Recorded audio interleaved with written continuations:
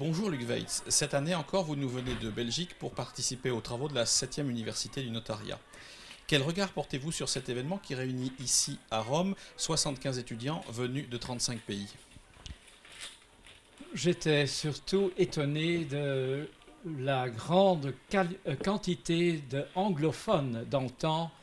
On était dans le cadre du notariat latin, surtout des francophones et des hispanophones. Et maintenant, c'était un plaisir de rencontrer plusieurs anglophones. Donc ça veut dire qu'on est tout doucement à entrer, à conquérir le monde anglo-saxon. Vous avez animé aujourd'hui la 4e journée de cette université qui était consacrée au rôle de l'autonomie de la volonté dans le cadre des questions de patrimoine. Quels enseignements tirez-vous de cette journée au regard de l'implication et du rôle du notaire dans cette matière?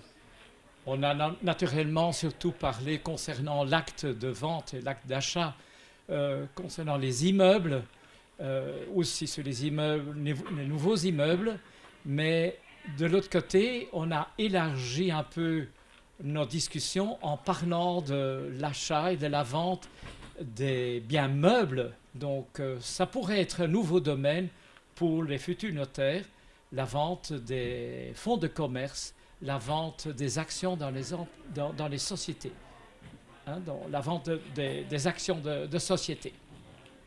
Après les échanges nourris et passionnants avec les étudiants, quel message souhaiteriez-vous leur adresser avant qu'ils ne repartent chez eux?